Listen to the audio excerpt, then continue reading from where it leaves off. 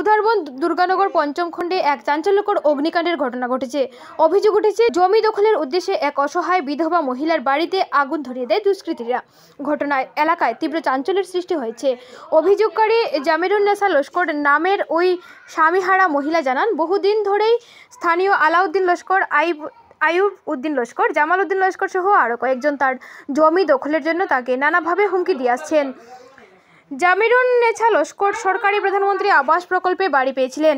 সেই বাড়ি নির্মাণের সময়ও অভিযুক্তরা নানা বাধা সৃষ্টি করে এবং ঘর জ্বালিয়ে দেওয়ার হুমকি দেয় বলে অভিযোগ করেছেন তিনি। বৃহস্পতিবার রাতে অভিযুক্তরা তার বসত ঘরে আগুন লাগিয়ে দেয় বলে অভিযোগ। ভুক্তভোগী মহিলা ও তার দুই কন্যা শুক্রবার সকালে উধারবন থানায় লিখিত অভিযোগ দায়ের করেছেন।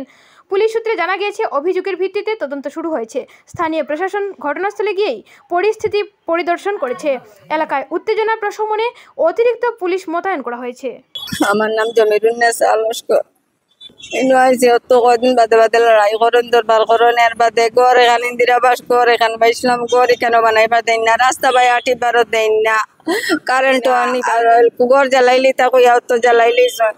আমার বাড়ি গুড়ালি দুর্গানগর পাট পাই। গতকাল রাত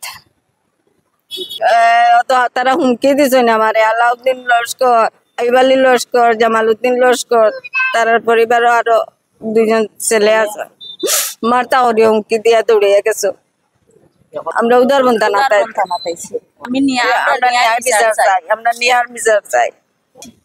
আমরা মা দুইজন, খালি মা একজন আর বোন দুইজন লইয়া থাকেন। তারাও ন আজ কয়দিন থেকে তারা ওরকম ঝগড়া করিয়া আমার মারে তারা কুদাইন মারা ধরা করেন। থানাতে এফআইআর দেওয়া হয়, 3 বার করে এফআইআর দেওয়া হয়েছে থানাত।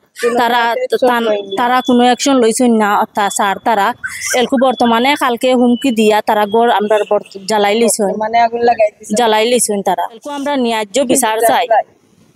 আমরা ন্যায় বিচার আমরা লাগে।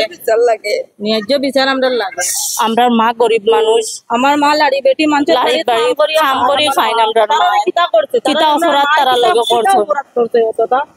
আমরা মায়ের তারারে কিতা তো গড় ফাইলে গড় না মালাইতে দেন না, কিচ্ছু দেন না, কারেন্টর লাইনও দেন না। মানুষের গড়ে টিকিতে পারে না, তারা তখন